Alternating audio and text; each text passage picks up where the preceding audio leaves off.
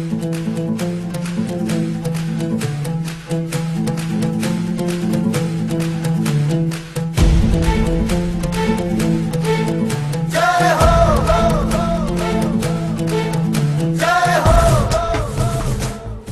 the past few years, education in India has greatly advanced alongside with India's improvements in their country as a whole. India is most commonly known for its prestigious science and technology colleges, known as IITs, which produce many successful engineers each year. More recently, India has also upgraded the standards of education in their lower levels of schooling. With an already strong college system, the improvement of the lower level schooling will only make colleges more competitive.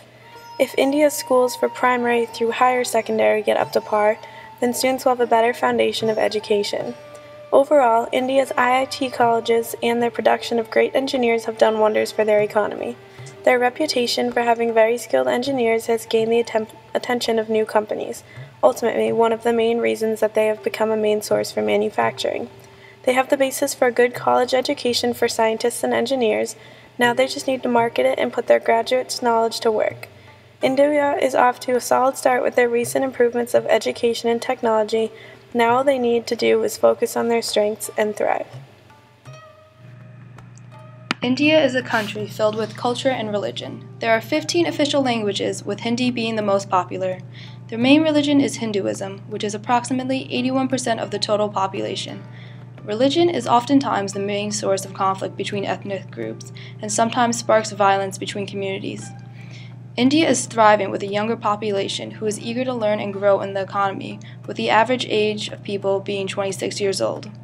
However, India struggles with poverty in many of its major cities, which creates a block for the cities to expand.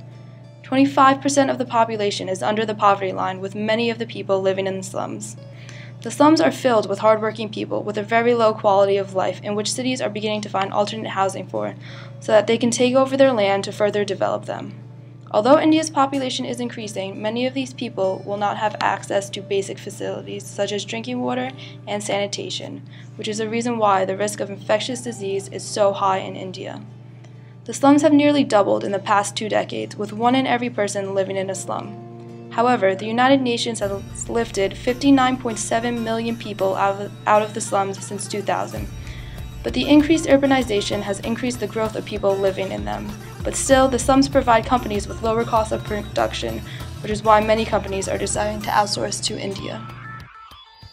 Democracy in India is growing stronger and stronger with each day that passes. India has had a democratic government for over 60 years. Their government has been through many hardships throughout history in order to become a federal republic. With increasing progress in knowledge and technology, India has come a long way through their government, which continues to improve and flourish. If India's economic growth patterns continue, India could have the second largest economy in the world by 2050, behind China and ahead of the USA. Because of India's recent growth, international competition and foreign investment have increased drastically. India's annual rate of economic growth has gone from 3.4% before globalization to about 6% now, soon reaching 7%. Globalization has had a major impact on more than just India's government, affecting the entire nation.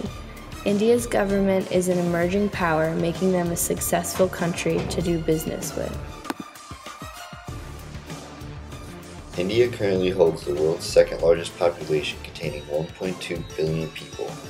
India contains 17.5% of the world's population, and at present, a little more than 1 out of every 6 persons in the world is from India. It is projected that India will be the world's most populous country by 2025. Uttar Pradesh is India's most populous state, with nearly 200 million people living there. 20 of the largest states and territories within India now have a population of over 10 million. In the past 110 years, the population has grown by more than 4 times. Although population in India continues to increase, recent figures have shown that this past century, the net addition of people from decade to decade is on the decrease.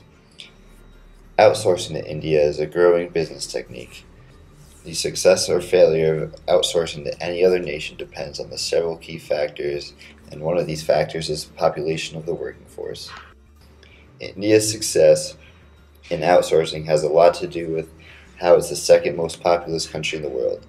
Companies that are looking to outsource look at India knowing that they have the power to supply English-speaking workers ready to work for low wages.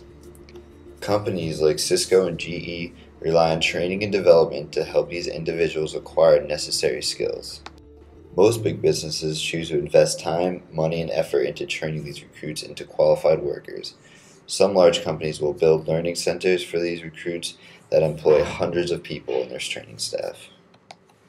India's success in outsourcing has had much to do with its population. India's success as a global power is rooted in their ability to continually improve their infrastructure.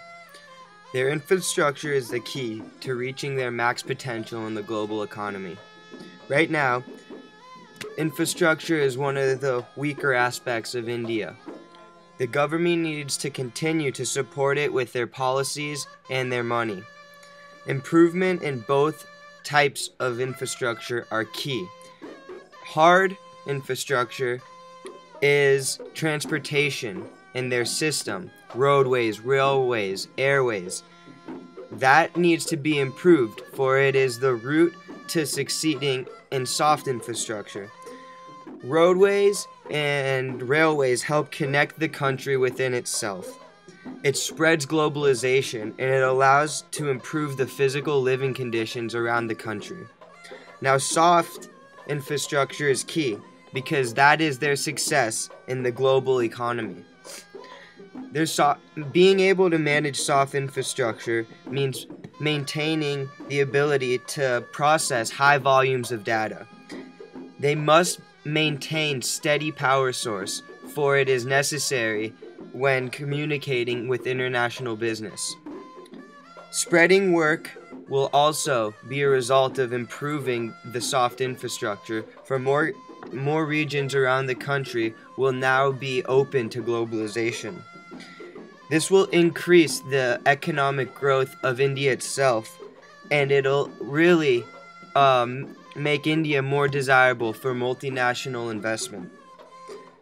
Overall, sound infrastructure is the key to having India reach its max potential and its max output in the global economy. Without an improvement in their infrastructure, India will always be struggling to reach their max ability in their investment policies.